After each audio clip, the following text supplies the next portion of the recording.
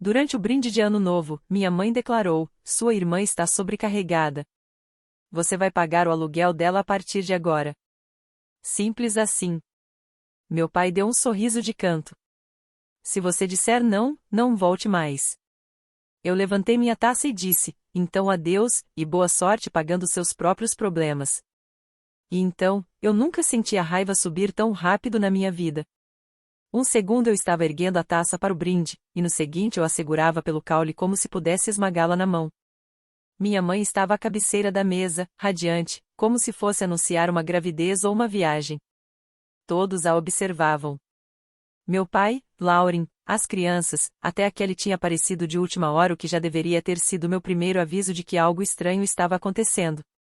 Minha mãe bateu a taça e fez um em ensaiado. E então disse: sua irmã está sobrecarregada. Você vai pagar o aluguel dela a partir de agora. Simples assim. Como se estivesse distribuindo fatias de torta. Sem conversa, sem explicação, só um decreto. Eu congelei. Realmente olhei ao redor achando que tinha ouvido errado, mas ninguém parecia surpreso. Lauren nem piscou. Kelly abaixou os olhos para não se envolver. As crianças brincavam no chão, alheias. E então meu pai falou, sério como uma sentença: se você disser não, não volte. Foi quando percebi que tinham planejado tudo. Provavelmente dias antes, talvez mais. Esperaram justamente a noite em que eu não poderia simplesmente ir embora sem fazer uma cena. Queriam que eu dissesse sim na frente de todos. Achavam que eu ia ceder à pressão. Em vez disso, levantei minha taça, olhei para os dois e disse: então adeus, e boa sorte pagando seus problemas. Coloquei a taça na mesa sem beber. Saí pela porta da frente, deixei meu casaco no cabide e nem olhei para trás. O ar lá fora estava gelado, mas eu não senti. Não senti nada além de uma clareza cortante. Era como se anos de pressão tivessem se dissolvido. Eu vinha mandando $1.000 por mês para Lauren desde abril. No começo, ofereci achando que seriam poucos meses enquanto ela se ajustava depois que o marido foi embora. Mas os meses passaram. Ele nunca arranjou trabalho, nunca tentou, só ficou em casa dizendo que ela estava tentando manter estabilidade para as crianças. Estabilidade sem renda e sem plano nenhum. Enquanto isso, eu pagava o aluguel dela, os lanches da escola dos meninos, contas aleatórias que minha mãe só me avisava quando já estavam vencidas. Todos participavam disso. Tratavam o meu dinheiro como se fosse um recurso da família, não meu. Na manhã seguinte, entrei no banco e cancelei a transferência. Não avisei. Queria que ela sentisse. Ela me mandou mensagem antes do meio-dia: ei, acho que deu algo errado com o aluguel. Depois, 2 horas mais tarde, ainda nada na minha conta. Então começaram as ligações. Eu não atendi. Deixei tudo ir para a caixa postal. O último recado tinha 6 minutos e terminava com ela chorando e me culpando por deixá-la estressada. Minha mãe ligou no dia seguinte não para saber como eu estava, não para pedir desculpas, mas para tentar me colocar culpa. Ela disse que eu os havia envergonhado na frente das crianças, que eu tinha machucado a Lauren mais do que imaginava. Eu respondi calmamente que não ia pagar mais um centavo. Ela desligou na minha cara. No fim daquela semana, Kelly me mandou mensagem, um texto curto e constrangido: você tá bem? Eu disse que estava.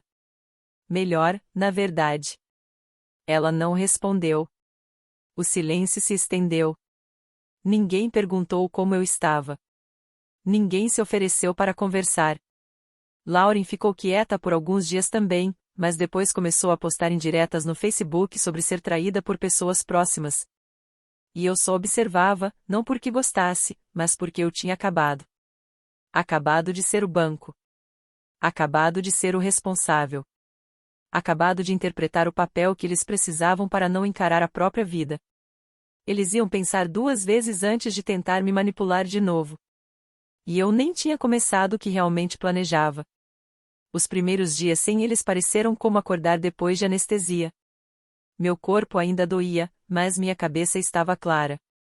Eu não respondia mensagens, não atendia ligações, não me explicava nem pedia desculpas para ninguém. Pela primeira vez em anos, meu telefone estava silencioso. E naquele silêncio, tudo era lindo até deixar de ser.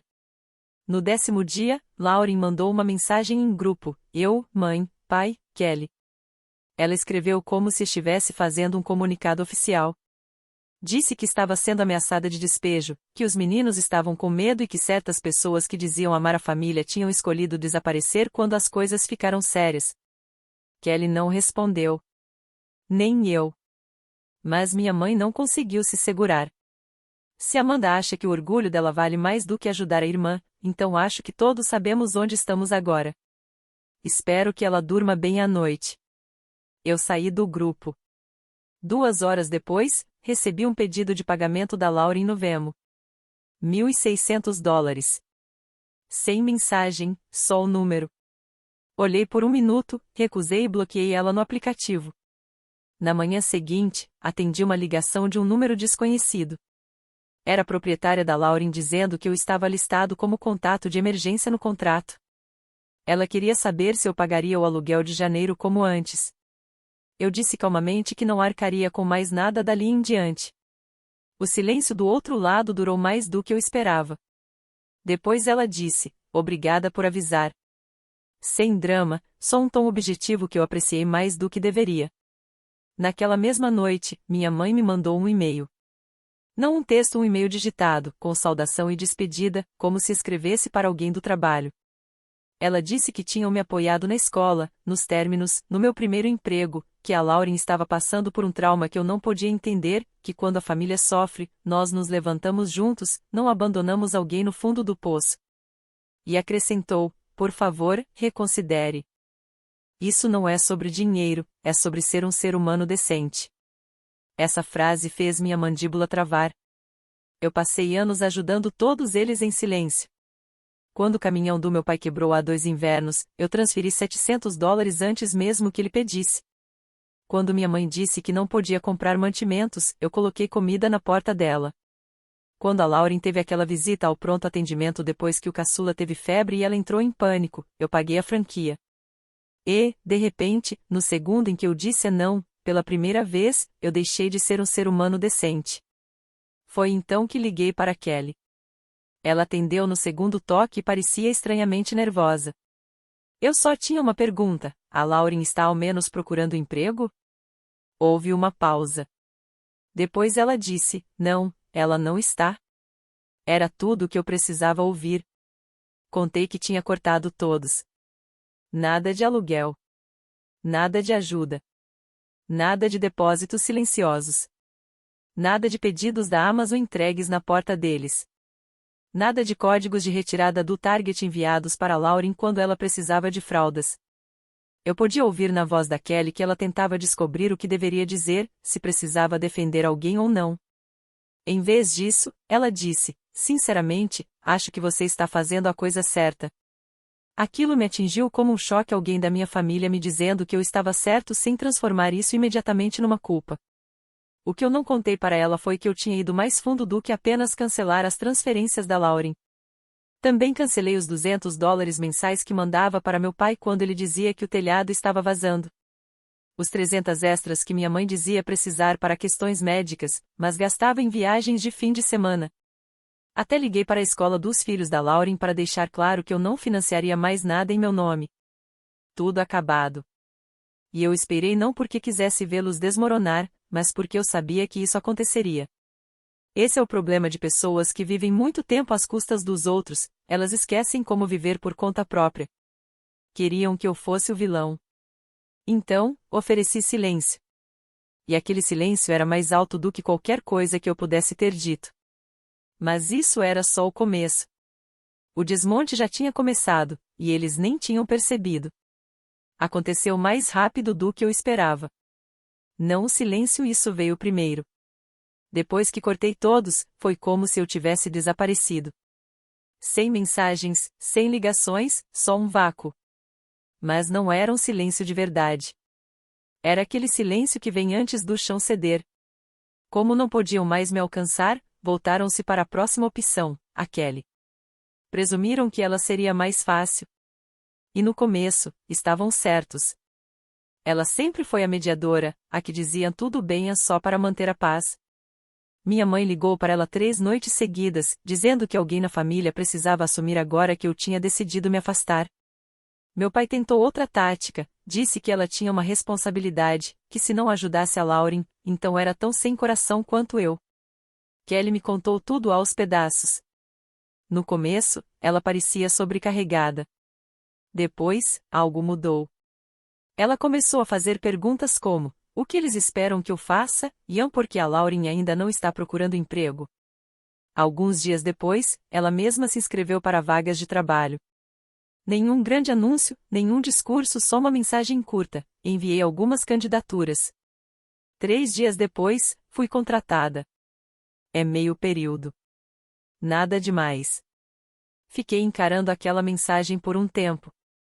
A Kelly não trabalhava havia 3 anos. Depois que os meninos nasceram, todo mundo meio que aceitou que ela ficaria em casa. Mas agora ela estava se movendo. Não porque alguém a pressionou, mas porque finalmente enxergou como era ficar parada dentro da nossa família. Ela não contou para ninguém além de mim. Enquanto isso, a Lauren estava desmoronando online. Eu vi cada postagem, tirei print da maioria. Indiretas sobre traição, textos de autopiedade, legendas longas sobre o que significa criar filhos sem apoio. Teria sido engraçado se não fosse tão manipulador. Os comentários vinham sem parar. Gente dizendo que ela era forte, corajosa, que algumas pessoas não entendem o que mães solteiras passam. Nenhuma delas sabia que ela teve quase um ano de ajuda financeira minha e zero esforço para mudar a própria situação. Então veio o GoFundMe criado pela minha mãe, intitulado Ajudando uma Jovem Mãe a se Manter de Pé. A meta, $5.000. A história: após uma traição inesperada de alguém em quem confiava, Lauren e seus 2 meninos correm risco de perder o lar. Traição. Eu nem fiquei com raiva quando vi só cansada. Eles realmente achavam que poderiam me envergonhar publicamente para eu voltar atrás ou convencer desconhecidos a cobrir o buraco que deixei. A vaquinha não decolou. Alguns amigos da família doaram pequenas quantias, mas nada perto do que precisavam. E as pessoas começaram a fazer perguntas. De repente, o Facebook do meu pai estava cheio de posts sobre orçamento. Minha mãe cancelou a viagem para o Arizona e fez todo um discurso sobre querer ficar perto de casa nesse inverno. Eu via tudo com perfeita clareza, eles não estavam só sofrendo financeiramente, estavam em pânico. A Kelly disse que a Lauren tentou deixar as crianças lá de novo. Dessa vez, nem bateu na porta. Só mandou uma mensagem: eles estão na porta, e saiu dirigindo. Minha mãe ficou furiosa, dizendo que não era babá. Meu pai chamou a Lauren de irresponsável. Ela devolveu chamando ele de velho patético que nunca faz nada. Virou um barraco. Os vizinhos ouviram. A Kelly buscou os meninos só para evitar algo pior. No dia seguinte, ela me mandou mensagem: eles estão todos surtando. E pela primeira vez, eu não estou no meio disso. Depois mandou outra: trabalhei turno duplo hoje. Estou cansada, mas orgulhosa. Eu não disse muito. Só mandei, e deveria mesmo. De todos eles, ela era a última pessoa que eu esperava ver mudar. Mas mudou silenciosamente, de verdade. Enquanto o resto afundava sob o peso da própria bagunça, ela estava construindo algo. A Lauren parou de postar por alguns dias depois que o GoFundMe fracassou. Depois apareceu uma postagem, sem legenda, só uma foto de um aviso de despejo colado na porta dela e, embaixo, em letras pequenas e em negrito: algumas pessoas simplesmente não se importam. Eu não compartilhei. Não respondi. Mas eu sabia o que viria depois. Aquilo não era o fim, era só o meio da queda. No começo de fevereiro, as rachaduras já não eram mais rachaduras. Eram fendas abertas. E as consequências já não eram apenas inconvenientes. Eram reais, tangíveis, barulhentas. A Lauren foi oficialmente despejada. O aviso que ela postou online não era blefe. O que ela não postou foi a parte em que apareceu na casa dos meus pais com os 2 meninos, 3 malas e nenhum plano. Meu pai ligou para Kelly na mesma noite, disse algo sobre a Lauren não ter para onde ir. Que seria temporário. Mas a Kelly me contou depois que ele parecia assustado. Não preocupado, assustado. Como se o peso de tudo que ele ajudou a criar finalmente tivesse caído no colo dele. Os meninos não tinham onde dormir além de um colchão no chão do antigo quarto de artesanato da minha mãe. Em 2 dias, a casa virou caos. Crianças gritando, roupas sujas acumulando, Lauren discutindo com minha mãe por causa das compras. Meu pai aparentemente mandou a Lauren começar a procurar emprego imediatamente, e ela retrucou dizendo que estava emocionalmente esgotada para lidar com isso agora. Então aconteceu algo que ninguém viu chegando. O ex-marido da Lauren apareceu.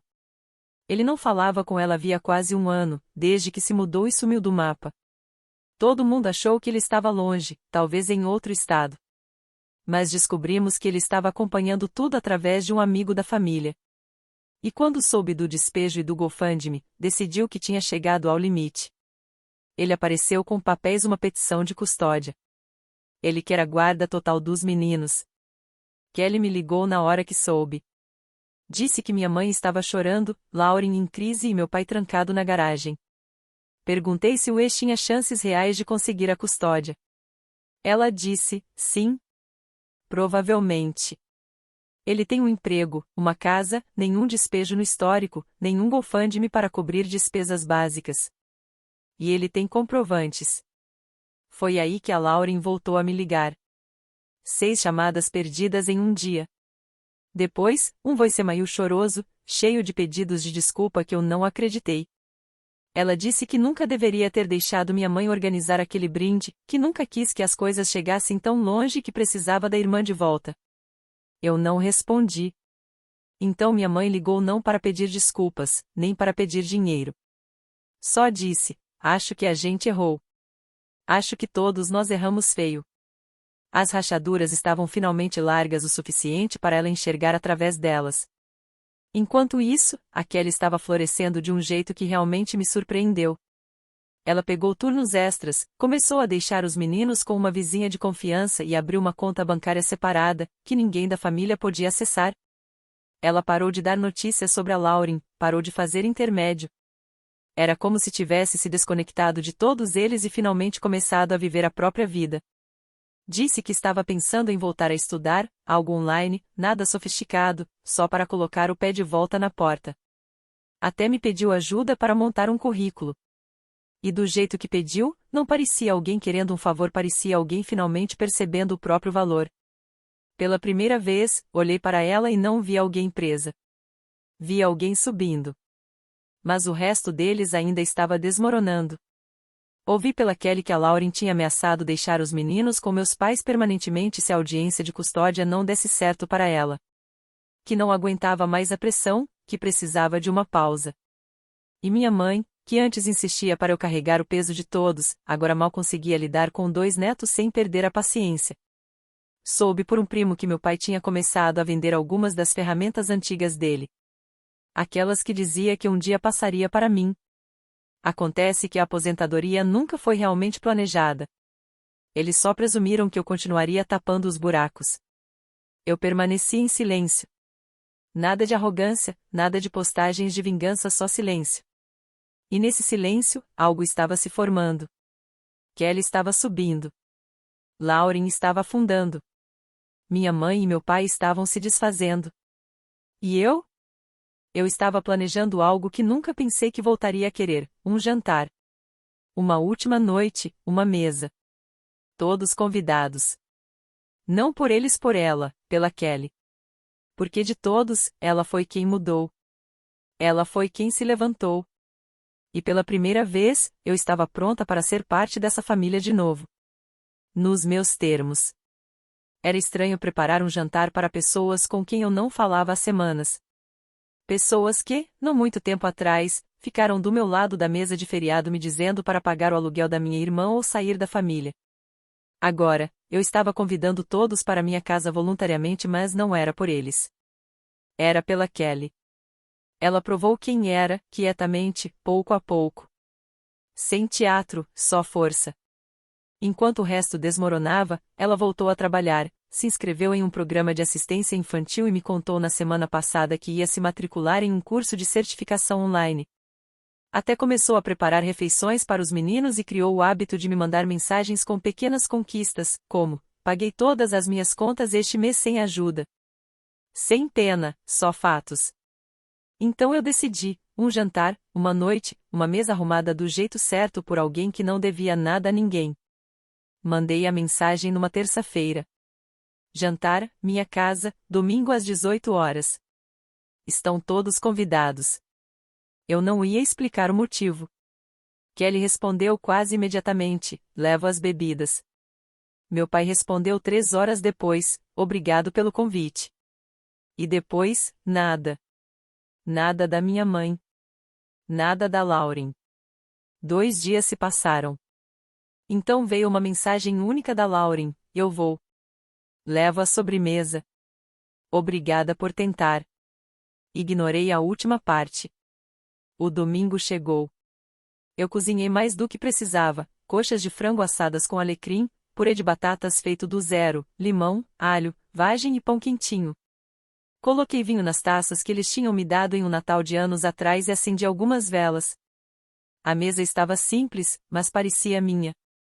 Pela primeira vez, realmente parecia minha. Kelly chegou cedo. Ela estava diferente, até no rosto cansada, sim, mas forte, como uma versão nova da irmã que eu sempre defendi. Ela me entregou uma garrafa de vinho e um six-pack de uma água com gás chique. Disse que não sabia mais o que todo mundo bebia. Eu sorri. Eu também não. Começamos a montar os pratos. Ela perguntou se eu estava nervosa. Eu disse que não e não estava. Por volta de 17h50, minha mãe e meu pai chegaram. Entraram como quem tenta não parecer culpado. Meu pai trouxe uma garrafa de vinho. Minha mãe trouxe um pote de salada do supermercado. Ninguém se abraçou, mas também ninguém discutiu. Então Lauren entrou. Parecia triste. Sem maquiagem, cabelo preso num coque bagunçado. Os meninos estavam com ela, quietos. Ela carregava uma torta comprada pronta em uma mão e uma bolsa de roupas extras na outra. Disse que não queria presumir que ficariam muito tempo. Eu indiquei a sala. As crianças podem ficar lá. O jantar começou devagar, conversa afiada, assuntos seguros. Kelly comentou sobre o novo emprego. Minha mãe disse algo sobre diminuir o tamanho da casa. Meu pai comentou que tinha limpado o garagem. Ninguém mencionou o GoFundMe. Ninguém mencionou janeiro. Então, no meio da refeição, eu pigarreei e olhei direto para Kelly. Eu tenho orgulho de você. Tudo parou. Ela piscou, como se não tivesse certeza se eu falava sério. Depois sorriu devagar, como se estivesse absorvendo aquilo. Você não esperou alguém arrumar tudo por você. Você simplesmente levantou e começou a andar. Isso importa. Ninguém disse nada por um momento. Depois minha mãe assentiu rápido demais. Ela realmente amadureceu. Nós percebemos. Lauren ficou olhando para o prato. Depois disse, baixinho, quase como se tivesse ensaiado, me desculpa. Eu não pedi explicação, mas ela deu mesmo assim por aquela noite, por tudo que veio depois. Eu não percebi o quanto tinha afundado até não ter mais nada para jogar em ninguém. Ela olhou para Kelly. E você fez o que eu deveria ter feito. Kelly não se gabou. Nem sorriu. Só disse, nunca é tarde. Deixei o silêncio ficar ali por um momento. Depois falei, agora ninguém carrega mais ninguém. Essa é a regra. Todos concordaram, até minha mãe. Meu pai ergueu a taça, há recomeços. Foi o brinde mais contido que já ouvi dele. Terminamos o jantar. Os meninos riam na outra sala. Kelly me ajudou a guardar as sobras. Lauren sentou no sofá e ajudou o mais novo a colocar os sapatos sem perder a paciência. Minha mãe me perguntou se eu queria passar lá no próximo fim de semana para tomar um café. Eu disse que ia pensar, e vou, porque pela primeira vez em anos, a ideia de estar perto deles não me fez sentir encurralada. Eles viram o limite, a queda, o silêncio frio que eu dei a eles, e agora estão andando diferente. Eu ainda não confio completamente neles. Isso leva tempo. Mas naquela noite eu vi algo que não via há muito tempo. Vontade.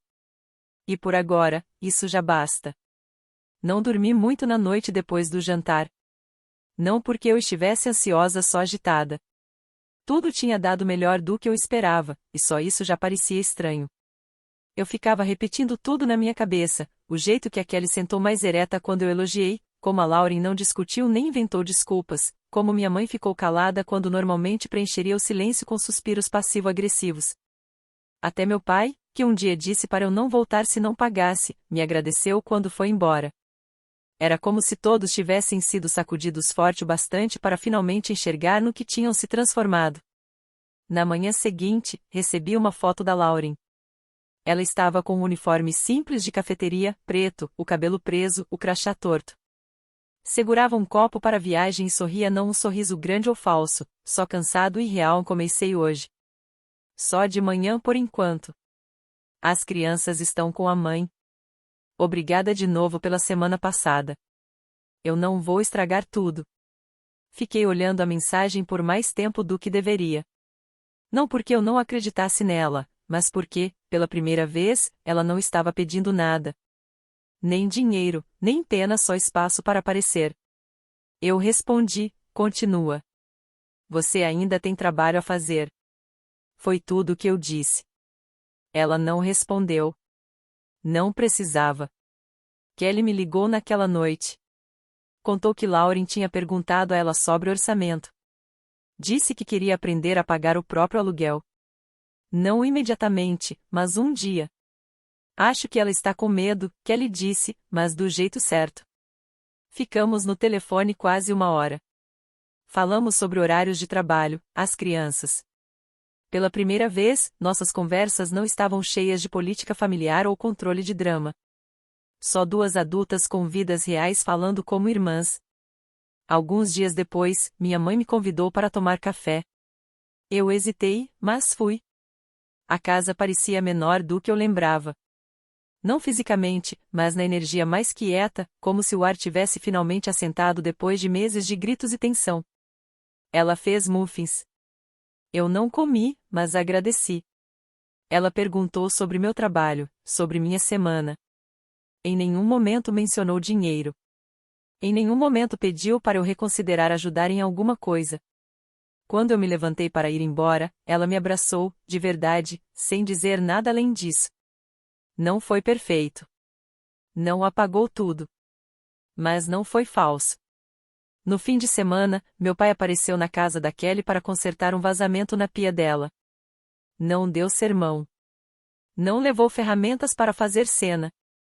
Só apareceu, consertou, e mandou os meninos pararem de escalar o sofá como uns malucos antes de sair. Aí veio o segundo jantar. Desta vez, na casa da Kelly. Todo mundo levou alguma coisa. Eu levei legumes assados e uma garrafa de vinho. Lauren levou biscoitos caseiros. Estavam um pouco passados, mas ninguém comentou. Minha mãe fez uma salada. Meu pai realmente ajudou a arrumar a mesa. Os meninos brincavam no quintal. Sem gritos, sem tensão, só o som de crianças sendo crianças. No meio do jantar, Kelly se inclinou e sussurrou: Você percebeu que ninguém te pediu nada hoje à noite? Olhei ao redor. Ela tinha razão. Depois ficamos sentadas na varandinha dela. Só nós duas. Ela tomou um gole de vinho e disse: É estranho. Acho que estamos finalmente virando a família que sempre dizíamos que éramos. Não perfeita, não super unida, mas real. Eu assenti porque alguém finalmente disse não. E era isso. A verdade inteira. O perdão não veio no momento dramático com lágrimas e música crescendo ao fundo. Veio quieto, no café, nos turnos de trabalho, com o tempo. Eu não confio neles completamente. Provavelmente nunca vou. Mas confio que eles ouviram o silêncio que eu dei. Confio que alguma coisa rachou bastante para a luz entrar. E, pela primeira vez em anos, eu não sinto que sou a única segurando tudo. Cada um está segurando sua parte agora. E talvez seja assim mesmo que uma família deveria ser.